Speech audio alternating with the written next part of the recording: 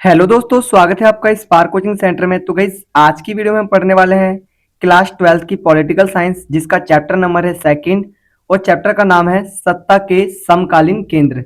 यानी कि यहाँ पर हम जो पढ़ेंगे वो हम पढ़ेंगे जब आपका क्या हुआ कि जो यूएसएसआर है उसका विघटन हो गया। यानी कि 1945 में जो आपका युद्ध चालू हुआ था, शीत युद्ध वाला, ठीक है। तो उसके बाद क्या हुआ, कैसे सत्ता में परिवर्तन आया, क्योंकि आपने देखा होगा कि बीच में क्या हुआ था कि जो यूएसए है वो एक महाशक्ति बन गया।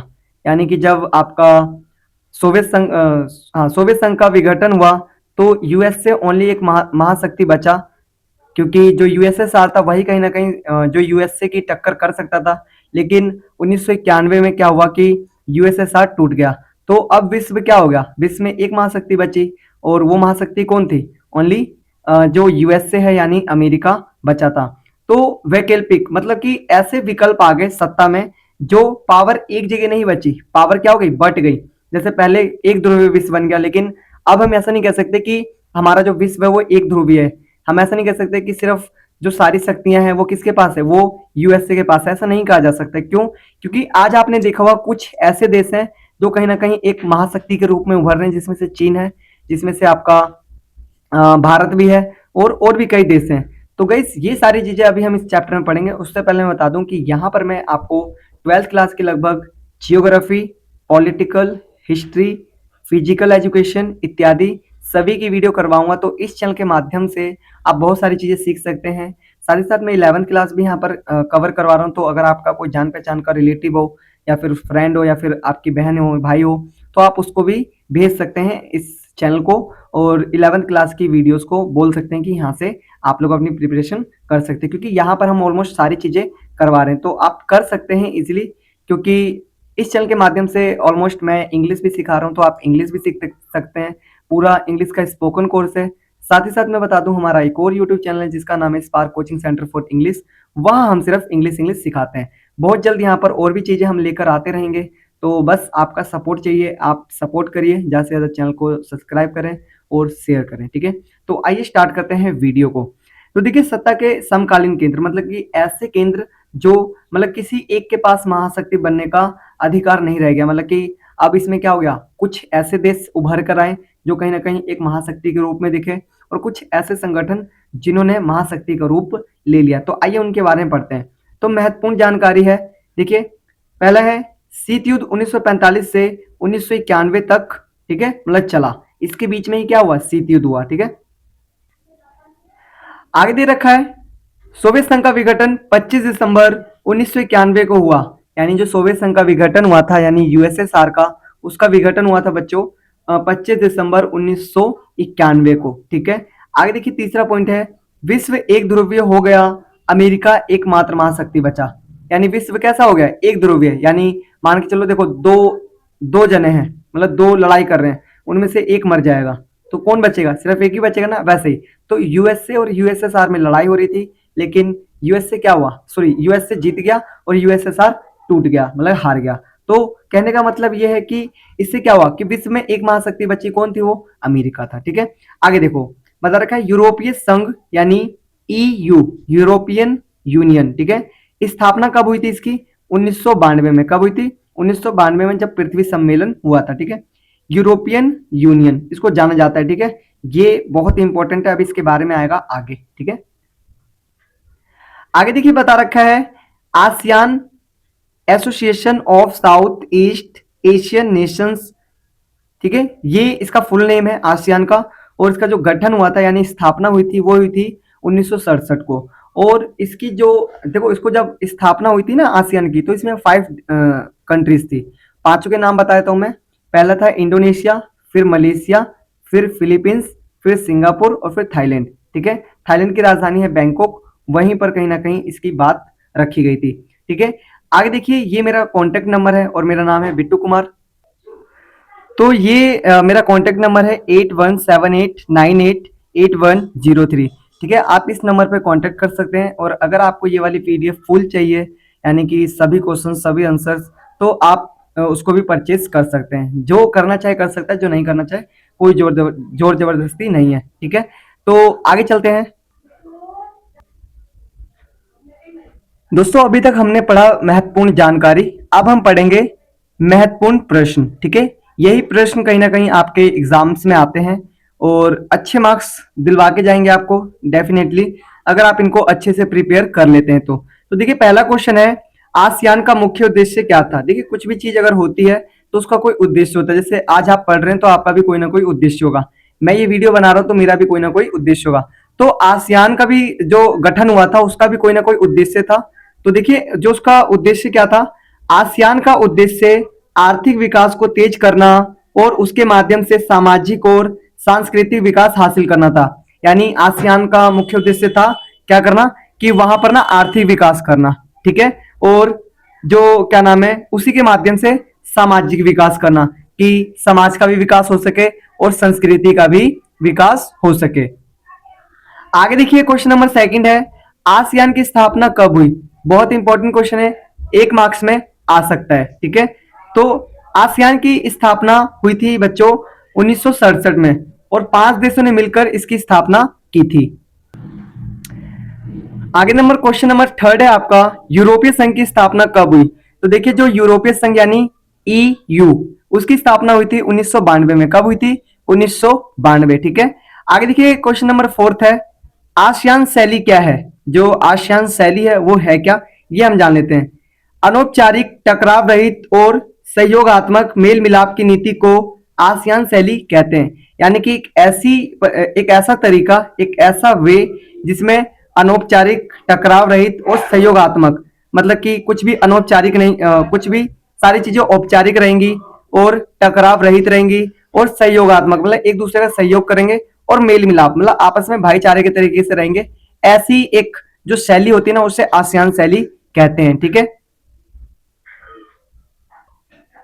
आगे देखिए क्वेश्चन नंबर 5 है आपका, यूरोपीय संघ से आप क्या समझते हैं। ठीक है, तो यहां पर दिखा रखा है, यूरोपीय संघ यूरोप के देशों द्वारा बनाया गया एक संगठन, 12 देशों ने मिलकर 1992 में बनाया था। मतलब कि जब यूरोपीय संघ बना था तो उसमें 12 देश थे। ठीक है, और अब तो उसमें 28 हो गए थे, लेकिन अब 27 बचे क्योंकि वहां से ब्रिटेन हट चुका है। ठीक है, तो ये याद रखिएगा, बहुत इंपॉर्टेंट है, आपके पेपर में आ सकते हैं और आपको अच्छे मार्क्स दिलवा सकते हैं। आगे देखिए क्वेश्चन नंबर है 6 आपका, और ये मोस्ट इंपॉर्टेंट क्वेश्चन है। ये आपके पेपर में 6 मार्क्स का आ सकता है, चाहे आपका मिड टर्म में आए, चाहे आपका आए ये प्री बोर्ड में, चाहे आपका फाइनल टर्म में, लेकिन ये क्वेश्चन बनेगा जरूर। ठीक है, तो इसको भी याद कर लीजिएगा। देखिए यूरोपीय संघ को प्रभावशाली संगठन बनाने वाले चीजों का वर्णन कीजिए। जो यूरोपीय संघ है यानी ईयू, उसको ऐसी क्या चीजें हैं उसमें जो उसको एक प्रभावशाली संगठन बनाता है। ठीक है, तो देखते हैं, यूरोपीय संघ को निम्नलिखित चीजें प्रभावशाली बनाती है। ठीक है, जैसे कि पहला देखते हैं, यूरोपीय संघ की आर्थिक, राजनीतिक, कूटनीतिक तथा सैनिक प्रभाव बहुत जबरदस्त है। यानी जो यूरोपीय संघ है उसका ना आर्थिक, राजनीतिक, कूटनीतिक तथा सैनिक प्रभाव बहुत अच्छा है, मतलब जबरदस्त है। ठीक है, उनमें है वो बढ़िया डेवलप है। आगे दिखा रखा है 2016 में यह दुनिया की सबसे बड़ी अर्थव्यवस्था थी तथा इसका सकल घरेलू उत्पादन 17,000 अरब डॉलर से भी ज्यादा था। यानी कि 2016 में क्या था, ये अमेरिका से भी ज्यादा था। ठीक है, अमेरिका था ना जितना, उससे भी ज्यादा था ये। किन चीजों में आगे था पता है आपको, ये था सकल घरेलू उत्पाद में 17,000 अरब डॉलर। सोच लो बहुत अधिक होता है। ठीक है, गिन भी नहीं पाएंगे हम तो। आगे दिखा रखा है, इसकी मुद्रा यूरो अमेरिका डॉलर के प्रभुत्व के लिए खतरा बन गई है। यानी कि जो इसकी जो मुद्रा है, जैसे अपनी भारतीय मुद्रा क्या है, रुपया, तो ऐसी इसकी मुद्रा भी है कि यूरो। ठीक है, तो यूरो क्या बन चुके, यूरो खतरा बन चुके किसके, अमेरिका डॉलर के प्रति। ठीक है, क्योंकि अमेरिका डॉलर 86 है तो ये 92 कुछ होगा। ठीक है, मतलब हमेशा एक्स्ट्रा ही रहता है ये। आगे दिखा रखा है, विश्व व्यापार संगठन में इसकी हिस्सेदारी अमेरिका से 3 गुना ज्यादा है। जो विश्व व्यापार संगठन है WTO, उसमें इसकी जो हिस्सेदारी वो 3 गुना ज्यादा है, किससे, अमेरिका से। इसमें बता रखा है, इसकी आर्थिक शक्ति तथा प्रभाव यूरोप, एशिया और अफ्रीका के देशों पर भी है। मतलब कि जो इसका प्रभाव है ना, जो इसकी पहुंच है वो कहाँ कहाँ है, वो अफ्रीका तक है, यूरोप के पूरे देशों में है और एशिया के भी देशों में है ऑलमोस्ट। ठीक है, आगे दिखा रखा है, इसके पास दुनिया की सबसे बड़ी सेना, और जो सबसे बड़ी सेना किसके पास है, ये इसी के पास है, यानी यूरोपीय संघ के पास। ठीक है, तो ये आपका 6 मार्क्स का क्वेश्चन 4 का या 2 का आ सकता है पेपर में, लेकिन आएगा डेफिनेटली, चाहे 2 का है, चाहे 4 का, चाहे 6 का। ठीक है, एक और क्वेश्चन है अपना मोस्ट इंपोर्टेंट, जो सातवां है, हमें क्षेत्रीय संगठन की आवश्यकता क्यों होती है? ठीक है, तो देखिए आंसर है, हमें क्षेत्रीय संगठन की आवश्यकता निम्नलिखित चीजों के लिए होती है। ठीक है, पहला देख लेते हैं, क्षेत्रीय देशों में आर्थिक, सामाजिक तथा सांस्कृतिक विकास करने के लिए क्षेत्रीय संगठन की आवश्यकता होती है। देखो, अगर हम तेजी से आर्थिक विकास चाहते हैं ना, तेजी से, तो हमें क्या बनाना पड़ेगा? संगठन बनाना पड़ेगा।